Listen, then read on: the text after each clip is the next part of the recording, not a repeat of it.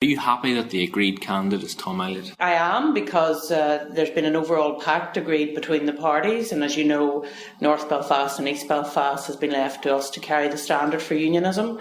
And in terms of Fermanagh-south Tyrone and Newry and Armagh, the Ulster Unionists have been given the task. So very much happy that we're moving forward together. And I said certainly back in November at the time of our party conference that I believe the best way to achieve a unionist taking the seat forward would be for a unionist unity candidate to come forward, and I still believe that that would be the best option, but we're now in a situation where we've agreed a number of seats and therefore Tom has my full support.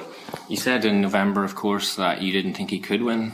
Why did you say that? Well, because I believed, as I still believe, that the best option would have been to have a candidate that wasn't aligned to either the DUP or the Ulster Unionist Party, but was somebody that could command the maximum amount of support right across the piece. Now, I hope that given that this is an agreement by the two main parties, that all of the other unionists out there will rally round Tom, because this is a good chance to take the seat back. Are you confident that your colleagues in the DUP in Fermanagh are going to go out and vote Elliott? I am, yes, because what other option is there? I mean, it's either Michelle Gildernew or Tom Elliott for this seat. Nobody else is going to take the seat, and whilst with the greatest respect to other candidates that are going to put their names forward, I think most people will see this as a two-horse race. Well, are you going to go canvassing with him? Well, I don't know what he wants of me as yet, Rodney, and certainly we'll discuss the issue with Tom when we meet him early next week. Let me be very clear about this. I want Tom to take this seat. I don't want any equivocation around that, and any suggestion that he doesn't have my full support is just wrong. This pact between your party and the Ulster Unionist Party is just a sectarian headcount, says Sinn Fein.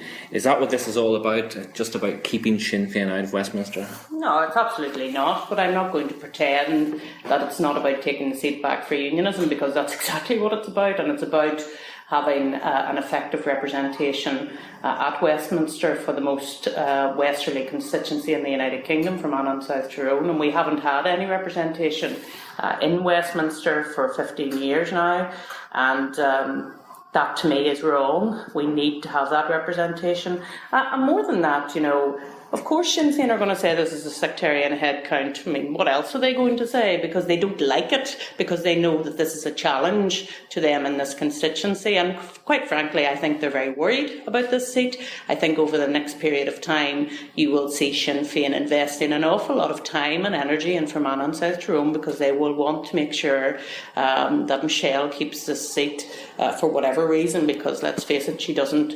exactly go out of her way to represent this seat. But however, they see it as a trophy. They want to keep that trophy, and I think that we need to do as much as we can to make sure that we get back the seat for unionism and get back the seat for representation. So unionists will do the exact same thing that you're saying Sinn Féin will do? Of course we will, because we want to get this seat back for all of the people of Fermanagh-south. Is it a trophy for Fermanagh-south Tyrone? No, it's not a trophy for unionism. What it is for unionism is a very important seat, given that it's in the west of the province, given that there's no representation in the west of the province in the United Kingdom Parliament apart from Foyle, which is represented currently by the SDLP, and therefore it is hugely important to have a voice for unionism in the West. Of course, an agreed candidate didn't work out 5 years ago, so how confident are you that it's going to work out this time? Well, it didn't work out because if we had had 5 other people that had bothered to come out and vote for Rodney Connor, we would have had a different story, and I hope that that is a lesson to people right across the constituency that it can be achieved, and that it was so close the last time. I hope it's going to be a spur on for people on this election to make them come out and say that it is an important election, and that if you want representation in Westminster, there's a way to do it.